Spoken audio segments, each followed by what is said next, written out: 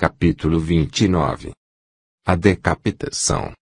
À medida que alguém trabalha sobre o mim mesmo, vai compreendendo cada vez mais e mais a necessidade de eliminar radicalmente, de sua natureza interior, tudo isso que nos faz tão abomináveis. As piores circunstâncias da vida, as situações mais críticas, os fatos mais difíceis, tornam-se sempre maravilhosos para o autodescobrimento íntimo. Nestes momentos insuspeitados, críticos, afloram sempre, e quando menos o pensamos, os eus mais secretos. Se estivermos alerta, indiscutivelmente os descobrimos. As épocas mais tranquilas da vida são precisamente as menos favoráveis para o trabalho sobre o mim mesmo. Existem momentos da vida muito complicados, em que a pessoa tem a marcada tendência de se identificar facilmente com os acontecimentos, e se esquecer completamente de si mesma. Nestes instantes a pessoa faz bobagens que a nada conduzem. Se estivesse alerta, se nestes mesmos momentos, em vez de perder a cabeça, se recordasse de si mesma, descobriria com assombro certos eus de cuja existência jamais teve a mais íntima suspeita. O sentido de autoobservação íntima encontra-se atrofiado em todo ser humano. Trabalhando seriamente, observando-se o mim mesmo de momento em momento, este sentido se desenvolverá de forma progressiva. À medida que o sentido de autoobservação prossiga seu desenvolvimento mediante o uso contínuo, iremos cada vez mais percebendo, de forma direta, aqueles eus sobre cuja existência jamais tivemos qualquer informação. Cada um desses eus que habitam em nosso interior, realmente assume, ante o sentido de autoobservação íntima, esta ou qualquer figura secretamente afim com o defeito personificado. Indubitavelmente, a imagem de cada um desses eus tem certo sabor psicológico inconfundível, mediante o qual aprendemos, capturamos instintivamente sua natureza íntima e o defeito que o caracteriza. No princípio o esoterista não sabe por onde começar, sente a necessidade de trabalhar sobre mim mesmo, mas se encontra completamente desorientado. Aproveitando os momentos críticos, as situações mais desagradáveis, os instantes mais adversos, se estão alertas, descobrimos os defeitos que sobressaem, os eus que devemos desintegrar urgentemente. Às vezes se pode começar pela ira ou pelo amor próprio, ou pelo infeliz segundo de luxúria etc. É necessário tomar nota sobre todos os nossos estados psicológicos diários, se é que de verdade queremos uma mudança psicológica definitiva. Antes de deitarmos, convém examinarmos os fatos ocorridos durante o dia, as situações embaraçosas, a gargalhada estrondosa de Aristófanes e o sorriso sutil de Sócrates. Pode ser que tenhamos ferido alguém com uma gargalhada, pode ser que tenhamos adoecido alguém com um sorriso ou com um olhar fora de lugar. Recordemos que, em esoterismo puro, bom é tudo que está em seu lugar, mal é tudo que está fora de lugar. A água em seu lugar é boa, mas se inundasse toda a casa, estaria fora de lugar, causaria danos, seria má e prejudicial. O fogo, na cozinha e em seu lugar, além de ser útil é bom, fora de seu lugar, queimando os móveis da sala, seria mau e prejudicial. Qualquer virtude, por santa que seja, em seu lugar é boa, fora de seu lugar é má e prejudicial. Podemos prejudicar a outros com as virtudes. É indispensável colocar as virtudes em seu lugar correspondente. Que diria este um sacerdote que estivesse predicando a palavra do Senhor dentro de um prostíbulo? Que direis de um varão manso e tolerante que estivesse abençoando uma quadrilha de assaltantes que tentassem violentar sua mulher e suas filhas? Que diríeis desta classe de tolerância elevada ao excesso? Que pensaríeis sobre a atitude caritativa de um homem que, em vez de levar comida para sua casa, repartisse o dinheiro entre os mendigos do vício? Que opinaríeis sobre o homem prestativo que, em um dado instante, emprestasse um punhal a um assassino? Recorde, querido leitor, que entre as cadências do verso, também se esconde o delito. Há muita virtude nos malvados e muita maldade nos virtuosos. Ainda que pareça incrível, dentro do próprio perfume da prece também se esconde o delito. O delito disfarça-se de santo, usa as melhores virtudes, apresenta-se como mártir e até oficia nos templos sagrados. À medida que o sentido da autoobservação íntima desenvolve-se em nós, mediante o uso contínuo, poderemos ir vendo todos esses eus que servem de fundamento básico a nosso temperamento individual, seja este sanguíneo ou nervoso, fleumático ou bilioso. Ainda que você não acredite, querido leitor, por trás do temperamento que possuímos escondem-se, dentro das mais remotas profundidades de nossa psique, as criações diabólicas mais execráveis. Ver tais criações, observar essas monstruosidades do inferno, dentro das quais se acha engarrafada nossa própria consciência, faz-se possível com o desenvolvimento sempre progressivo do sentido de autoobservação íntima.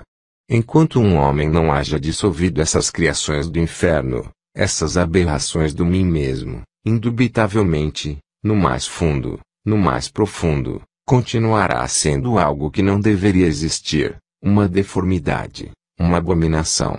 O mais grave de tudo isso é que o abominável não se dá conta de sua própria abominação, crê-se belo, justo, boa pessoa, até se queixa da incompreensão dos demais, lamenta a ingratidão de seus semelhantes, diz que não o entendem, chora afirmando que lhe devem, que lhe pagaram com moeda falsa, etc.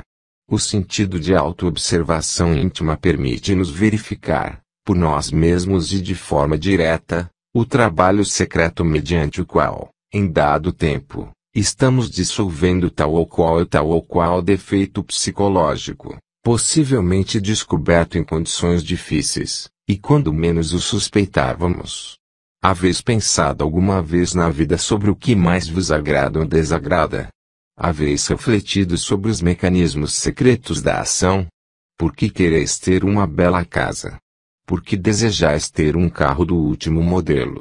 Por que quereis estar sempre na última moda? Por que cobiçais não ser cobiçoso? O que é o que mais vos ofendeu em um dado momento? Que é que mais vos envaideceu ontem?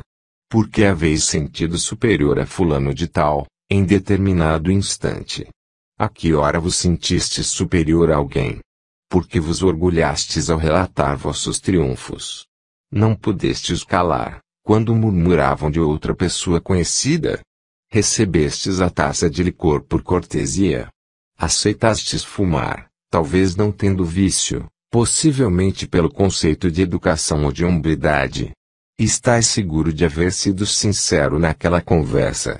E quando justificais a vós mesmos, quando elogiais a vós mesmos, quando contais vossos triunfos e os relatais, repetindo o que antes dissestes aos demais, compreendeis que sois vaidosos. O sentido de autoobservação íntima, além de vos permitir ver claramente o eu que estáis dissolvendo, permitir-vos-á também ver os resultados patéticos e definidos de vosso trabalho interior. Em princípio, estas criações do inferno, essas aberrações psíquicas, que infelizmente vos caracterizam, são mais feias e monstruosas que as bestas mais horrendas que existem no fundo dos mares ou nas selvas mais profundas da terra. Conforme fordes avançando em vosso trabalho, podereis evidenciar, mediante o sentido de autoobservação interior, o fato evidente de que aquelas abominações vão perdendo volume, vão diminuindo. Resulta interessante saber que, conforme tais bestialidades decrescem em tamanho, conforme perdem volume e diminuem, ganham em beleza, assumem lentamente figura infantil e por último se desintegram, convertem-se em poeira cósmica. Então, a essência engarrafada libera-se, emancipa-se, desperta. Incontestavelmente, a mente não pode alterar profundamente nenhum defeito psicológico. Obviamente, o entendimento pode dar-se ao luxo de rotular um defeito com tal ou qual nome, de justificá-lo, de passá-lo de um nível a outro, etc. Mas não poderia, por si mesmo, aniquilá-lo, desintegrá-lo. Necessitamos urgentemente de um poder flamígero superior à mente, de um poder que seja por si mesmo capaz de reduzir a poeira cósmica tal qual defeito psicológico. Afortunadamente, existe em nós esse poder serpentino, esse fogo maravilhoso que os velhos alquimistas medievais batizaram com o nome misterioso de Stella Maris, a Virgem do Mar, o Azoi da ciência de Hermes, a Tonantzin do México Azteca, essa derivação de nosso próprio ser íntimo, Deus Mãe em nosso interior, simbolizado sempre com a serpente sagrada dos grandes mistérios. Se, depois de haver observado e compreendido profundamente tal ou qual defeito psicológico, tal ou qual eu, suplicamos a nossa Mãe Cósmica particular, pois cada um de nós tem a sua própria, que desintegre, que reduza a poeira cósmica este ou aquele defeito, aquele é o motivo de nosso trabalho interior, podemos estar seguros de que o defeito perderá volume e irá se pulverizando lentamente. Tudo isto implica, naturalmente, sucessivos trabalhos de fundo, sempre contínuos, pois nenhum pode jamais ser desintegrado instantaneamente. O sentido de autoobservação íntima poderá ver o progressivo avanço do trabalho, relacionado com a abominação que verdadeiramente nos interessa desintegrar. Stella Maris, ainda que pareça incrível, é a assinatura astral da potência sexual humana. Obviamente, Stella Maris tem o poder efetivo para desintegrar as aberrações que carregamos em nosso interior psicológico. A decapitação de João Batista é algo que nos convida à reflexão. Não seria possível mudança psicológica radical alguma, se não passássemos antes pela decapitação. Nosso próprio ser derivado, Tonantzin, Stella Maris, como potência elétrica desconhecia para a humanidade inteira e que se acha latente bem no fundo de nossa psique, evidentemente goza do poder que lhe permite decapitar qualquer eu antes da desintegração final. Stella Maris é esse fogo filosofal que se encontra latente em toda a matéria orgânica e inorgânica. Os impulsos psicológicos podem provocar a ação interna de tal fogo, então a decapitação se faz possível. Alguns eus costumam ser decapitados no começo do trabalho psicológico, outros no meio e os últimos no final. Stella Maris, como potência ígnea sexual, tem consciência do trabalho a realizar e realiza a decapitação no momento oportuno, no instante adequado. Enquanto não for feita a desintegração de todas essas abominações psicológicas, de todas essas lascívias, de todas essas maldições, roubo, inveja, adultério secreto ou manifesto, ambição de dinheiro ou de poderes psíquicos etc., ainda que nos creiamos pessoas muito honradas, cumpridoras da palavra, sinceras, educadas, caritativas, belas interiormente etc., obviamente, não passaremos de sepulcros caiados de branco, belos por fora, mas por dentro cheios de asquerosa podridão. A erudição livresca, a pseudo-sapiência, a informação completa sobre as sagradas escrituras, sejam do Oriente ou do Ocidente, do Norte ou do Sul, o pseudo-ocultismo, o pseudo-esoterismo, a absoluta segurança de estar bem documentados, o sectarismo intransigente com pleno convencimento etc., de nada servem, porque, no fundo, em realidade, só existe isso que ignoramos. Criações do inferno, maldições, monstruosidades que se escondem por trás da cara bonita, do rosto venerável, sob a indumentária do líder sagrado etc.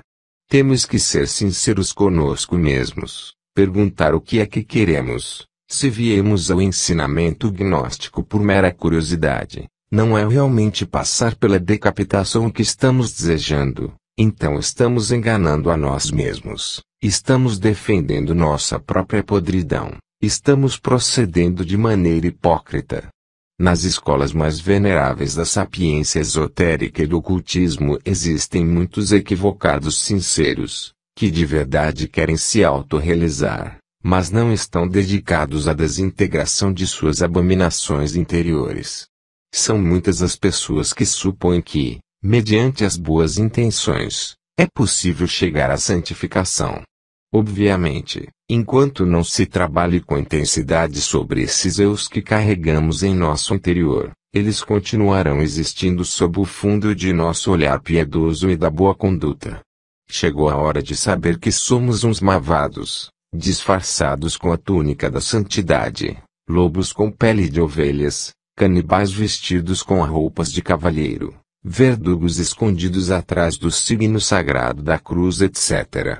Por muito majestosos que apareçamos dentro de nossos templos, dentro de nossas aulas de luz e harmonia, por muito serenos e doces que sejamos vistos por nossos semelhantes, por muito reverendos e humildes que pareçamos, no fundo de nossa psique continuam existindo todas as abominações do inferno e todas as monstruosidades das guerras. Em psicologia revolucionária, torna-se evidente a necessidade de uma transformação radical, e esta só é possível, declarando guerra de morte a nós mesmos, impiedosa e cruel. Certamente, todos nós não valemos nada, somos, cada um de nós, a desgraça da terra, o execrável.